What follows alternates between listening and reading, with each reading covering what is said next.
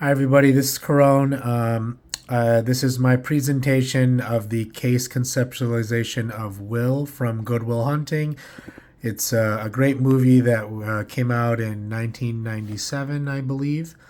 And I'm doing my conceptualization with a existential psychology approach.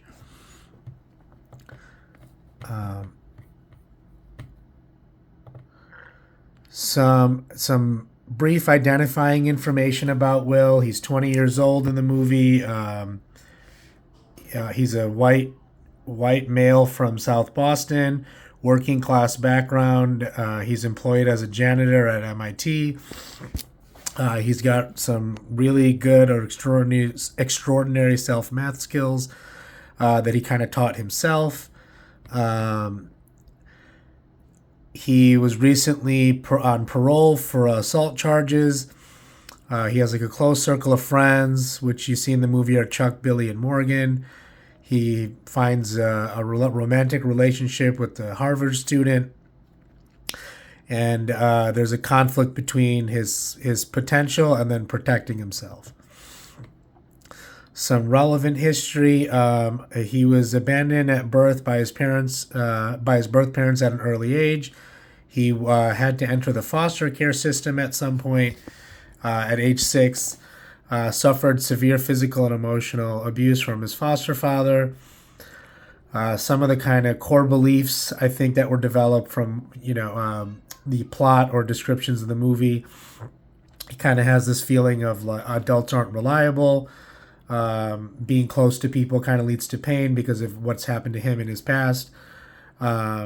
Vulnerability results in suffering, so opening up or talking to people, he's had those situations or experiences as well. And the paradox is how intellectual he is, but he avoids emotional situations.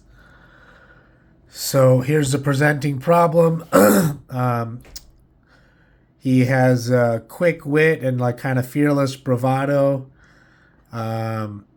Is an example of this is when he's trying to outmaneuver the NSA recruiters with historical knowledge in the movie. He's got the sarcastic humor and deflection kind of thing, mocking early therapists with absurd responses and crude drawings. Self-sabotaging relationships. He's kind of pushes Skylar away when she asks him to come to California. Some impulsive aggression when threatened.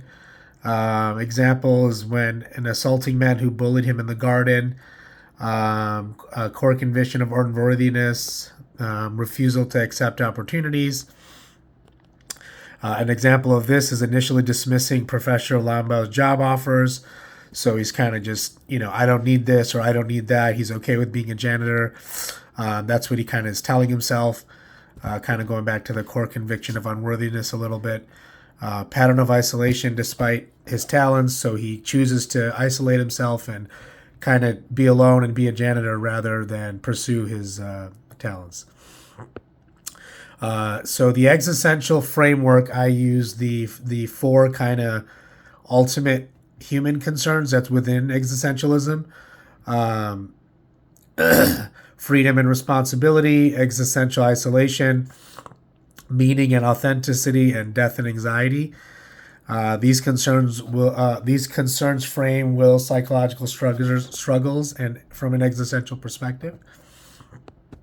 So for like freedom and responsibility, he rejects career and relational opportunities, like telling Professor Lambo, "I solve your problems. The next day you find me a job as a janitor."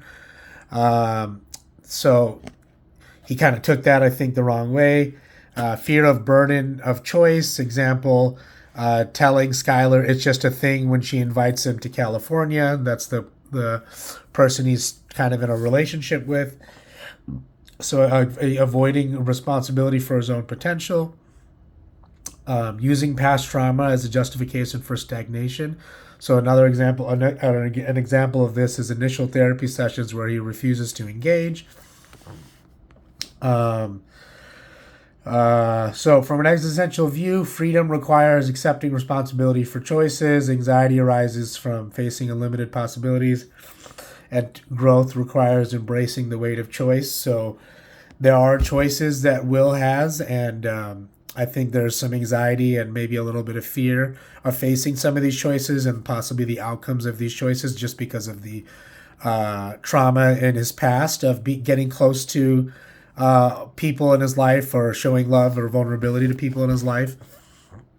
From an isolation perspective, deep conviction that people can't understand what he's going through, telling Sean, "You don't know about real loss," which is one of his close friends.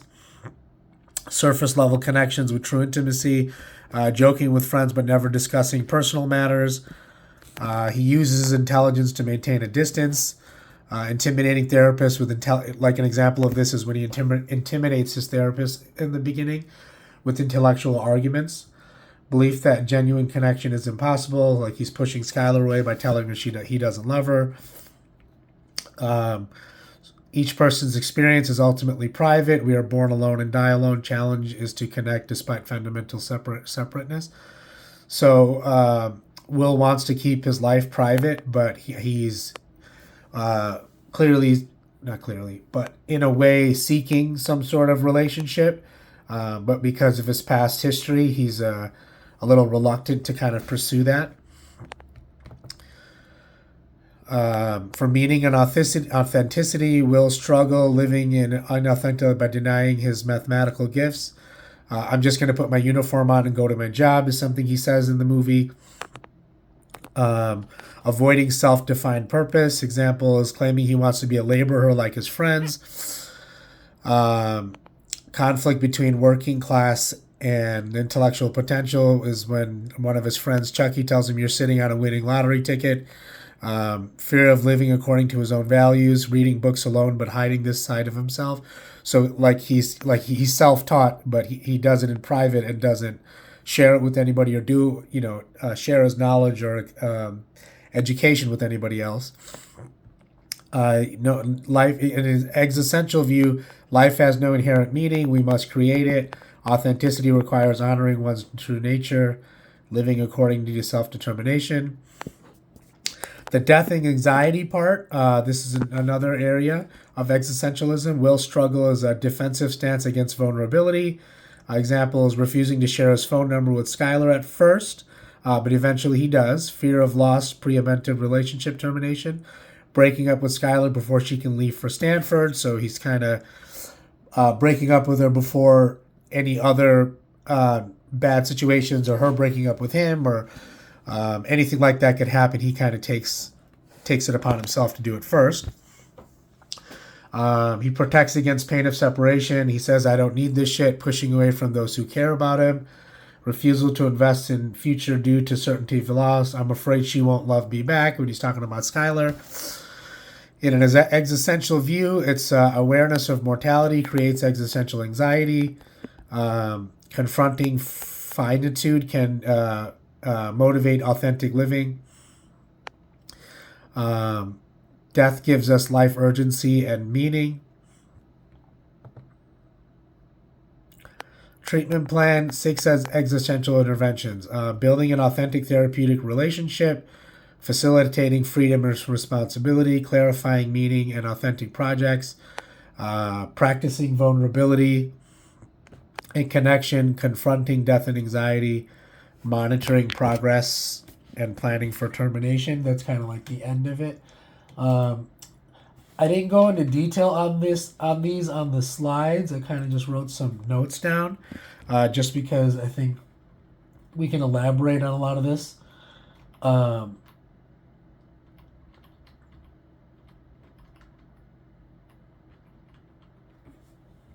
So, sorry. So going into the treatment plan to conclusion, Will's mathematical genius parallels has his genius for self-protection. So for an example of this is most people never get to see how brilliant they can be, is something Sean tells Will, hopefully to get him to, think about how the potential that he has. Existential framework addresses core concerns beyond symptom management. embracing freedom and responsibility. So an example of this is Will choosing to go see about a girl despite not knowing what could happen or not knowing how the girl will feel. Connecting despite fundamental isolation. Um,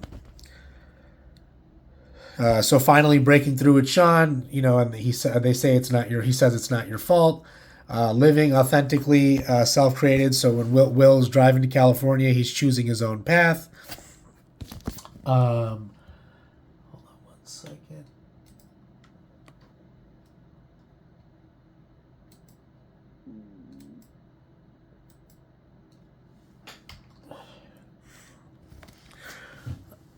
Finding courage in the face of life's finitude. Example, I gotta go see about a girl, echoing Sean's story about his wife. Sean measured by Will's willingness to risk vulnerability for an authentic life. And much of the treatment kind of aims at not at happiness, but more depth in his life, purpose, and genuine engagement.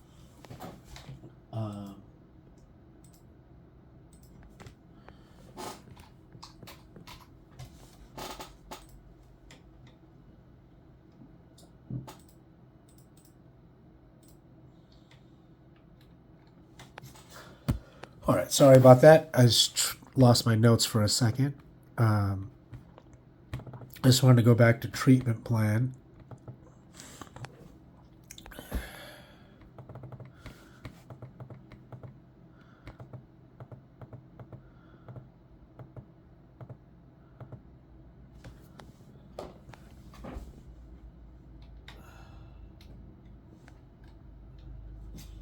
Yeah, sorry. So for treatment plan, like for authenticity relationship, I already touched on this, talking about his relationship with Sean and sharing that it's not your fault moment in that scene, and they share their personal stories, which was really, really a vulnerable and opening moment for Will. For freedom and responsibility, Sean says like, "What do you want?" as his questions, and Will's final choice. Meaning an authentic project, Will's potential to make contributions to the field of mathematics. For vulnerability and connection, Will's breakthrough crying scene. Death and anxiety, Sean's story about his wife and missed opportunities. Progress monitoring for Will's planning and termination. They kind of in the movie, he lets him know, like, it's your move, Chief, to Will. The therapist says that to him. So kind of putting the responsibility and decision making on Will's table, and letting him figure that out through his own confrontation. But yeah, that was about it, I think. Thank you for everyone's time, and I hope you enjoyed the presentation. Thank you.